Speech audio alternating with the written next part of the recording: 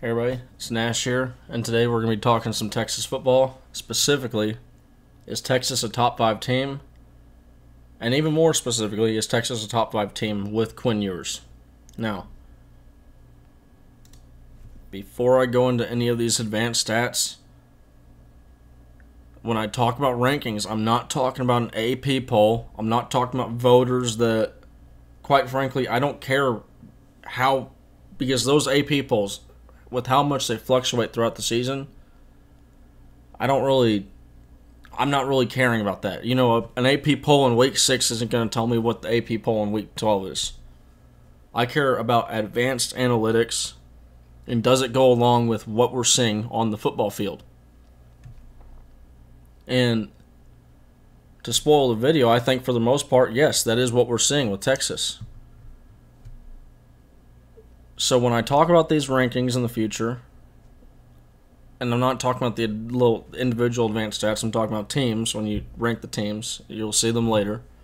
Those are not polls. I want to get that very clear.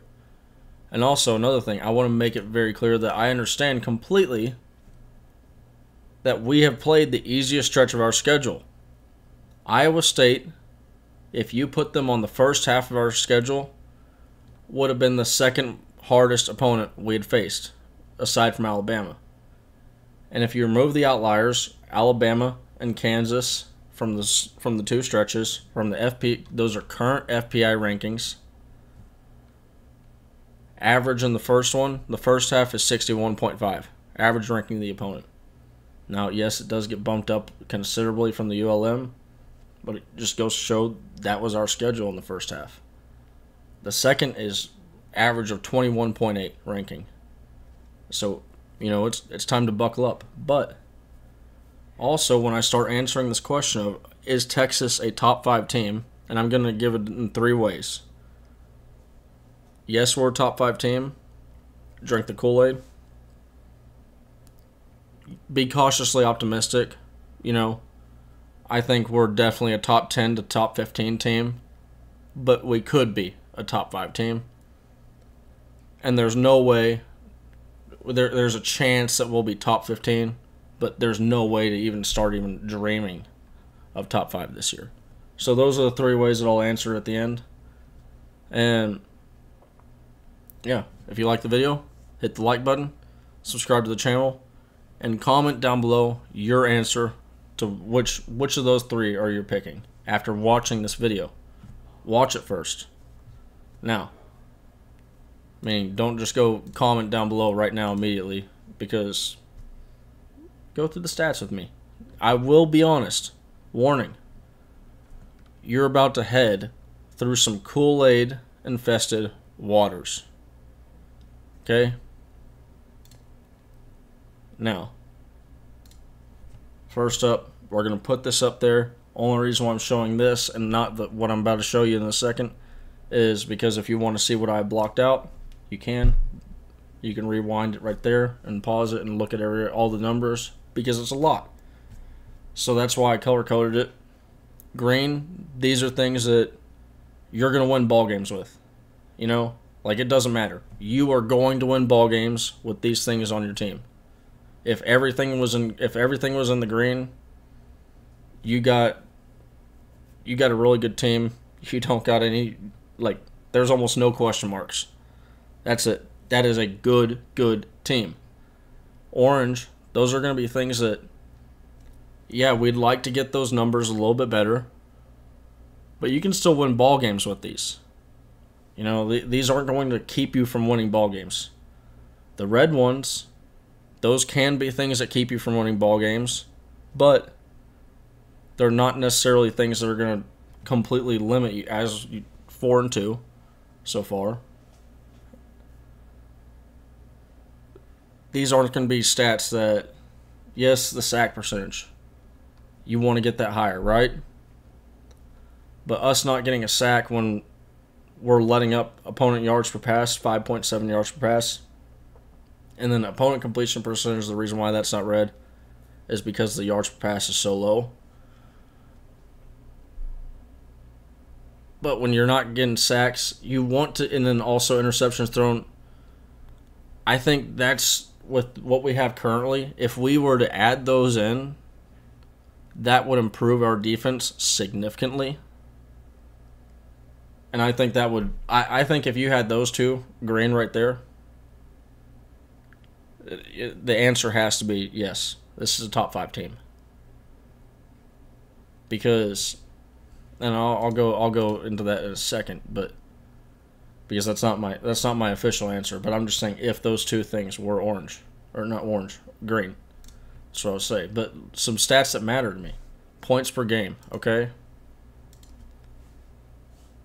that's top 15 in the nation. That's good.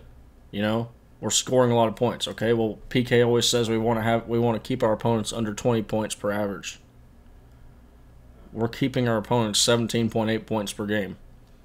Yes, it was aided with the blowout versus Oklahoma. But if you look at the home, away, last 3, it's still been pretty good. Now, yes, the last 3 does include Oklahoma. I do understand that. But, so you go to the points per play. What about that? Okay. Texas is 6th in the nation when it comes to points per play. What are we giving the opponents? We're 13th in the nation. And another thing that I want y'all to pay attention to, and y'all feel free to rewind and go look back at these things, is look at the improvement from 2021. 4.34 points per play, 2.32 this year. I mean, these are actual legit margins of improvement. Okay? Team yards per rush. We're getting 5.1 yards per rush. This is I think the only statistic legitimately that we do not improve on from 2021. And it is because the line has kind of oddly enough, that completely flip-flopped. Our pass blocking is better than our run blocking, which is a complete reversal from last year. But opponent team yards per rush, it's still top 25, okay? Team yards per pass, we're 11th in the nation. Opponent yards per pass, 9th in the nation, as I mentioned earlier. And then this is where I'm going to defend PK here. And I'm probably going to get a lot of hate because defending PK, and I'm also going to defend Jameson here in a second, but defending PK has not been a very thing that gets you a lot of popular points here. And this defense has been doing what PK wanted it to do all along. And that's keep everything in front of you. And I think this comes from the safety play. Anthony Cook, Jaron Thompson, them playing better than the options that we had last year, it allows PK's defense to be successful.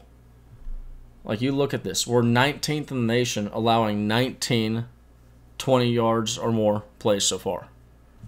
We're halfway through the season. That's on pace for 38 20-plus yard plays. Last year, we allowed 60-something. Think about that. That's almost half as less. Now, yes, we played, without a doubt, the easiest stretch of our schedule so far, if you want to look at that again. But this defense they're playing well. They're being disciplined. And then you look at the 30-plus yard plays. Even better. Only 5. That's 7th in the nation. Right next to Alabama, Baylor. I mean, these are good defensive teams that we're hanging around. And you go to the rankings, and so this is what I was saying earlier. These are not polls. These are predictive rankings. They're forward-looking. Most of these, you're going to see Texas is either 4 or 5 on their poll. Or not poll, rankings. And like a power ranking. And you look at it here. We're 5th behind Michigan. We were 4th right in front of Michigan on the last one. This is PFF, the Power 5 teams. So it's got, if you aren't Power 5, it's excluded. They have us 12th in the nation. S&P, they have us 5th in the nation. FPI. Now, the FPI has been typically high on Texas in years past, but this is something that I want to make a point of. And team beta rankings, they haven't really been high on Texas in the past. But I'm going to pull this schedule up while I'm talking about this, but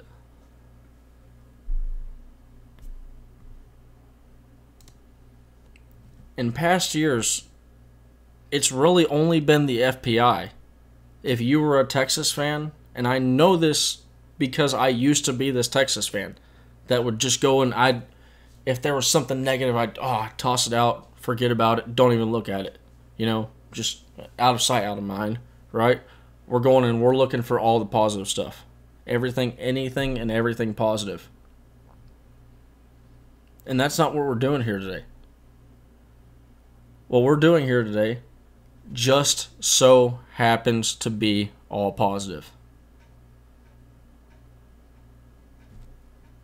All of these things, like when there's smoke, there's fire, and there's a lot of thick smoke that's pointing to Texas being a top 5 team, especially with Quinn Ewers, because our points per play metric, team points per play, points per drive, all these statistics that you might want to count, you might want to look at with advanced analytics, these all go up with Quinn Ewers. I don't have it available right now, but you will see it later in the week. With Quinn Ewers, we're 0.697 points per play. That would be good for second in the nation behind Ohio State only. And this Texas team, I get it. Trust me, I do. We've been burned before. You don't want to be burned again. You're avoiding it like the plague. Look at this is another thing. Defensive backs, cornerbacks, look at this. Our worst cornerback, when you talk about our 2 best starting cornerbacks, the guys that play the most snaps, our worst cornerback is allowing a 56.5% completion percentage. Most of the completions are all these little short, little dinky-dunky passes or screen passes. And that's why I don't care about the completion percentage that much. Is because they're not getting anything deep. Now, yes, they are. Yes, they have gotten a few things. Ryan Watts has been burned once or twice here. But for the most part, he's been solid more than he hasn't been. He's only allowed 2 touchdowns. Deshaun Jameson's NFL passer rating, when you're targeting the receiver that he's covering, is a 12.3. That 12.3. 2 digits. 2 digits and a decimal. The snaps per target, they're both, snaps per reception. He's averaging, they're right around 20 snaps per reception for both of them. So for every 20 snaps, one guy will get a reception. That's good. I like to see that. These are and this is the thing that gives me the trouble. Because now it's time for me to give the conclusion. And what I got to pick something. I can't just keep trying to avoid it. I have to choose something. And very similarly to the OU prediction, I want to say something else, but I'm not going to. Because it's just not what I think and not what I believe. Because the stats are telling me, this is a top 25 defense, at least. If not better. Or they've been playing it. Yes, we are going to get into some tougher stretch.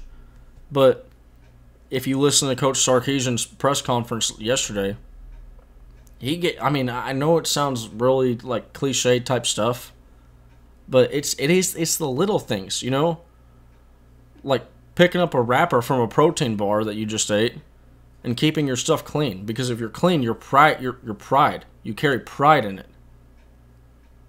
And I think I'm saying I'm buying the Kool-Aid. Okay? I want to sit up here and tell you, be cautiously optimistic. because that gives me a safety net. That gives me the safety net to fall back and say, hey, look, I told you, be cautiously optimistic. You know, I told you be optimistic, but be a little bit cautious as well. And I will say that there's reason to be cautious out there. There's legit reason to have not concern but doubt about this team. One, because outside of a 10-3 season, we haven't seen it in recent years. Two, I mean, these are the same guys that have gone through it last year. What they, as soon as they hit the toughest stretch, boom, that's when all the crap started hitting. And you also saw a lot of people, and including me, thought they saw it against Texas Tech. But after what we just saw, and it is also very possible that Texas is getting up for just the big opponents. But from what we saw, and what the stats tell us, I'm willing to buy that Steve Sarkisian. I'm willing to buy the excuse, because that's what it is. It's an excuse. That the players, they were just trying a little bit too hard. And when you try and make a play that you shouldn't be making, you're vacating an area that you don't need to be vacating. You leave something open. And somebody scores, gets a conversion, whatever. I do want to look at the Texas Tech game and go back and watch it closely and see if I can see some of those things that he was talking about. But it's a really long way of saying I'm buying the Kool-Aid. I think this is a top 5 team. Because when all the signs are pointing in one direction, that's just the direction that I'm going to think. And it's not just the FPI, like in previous years. It's literally almost everyone. But on that note,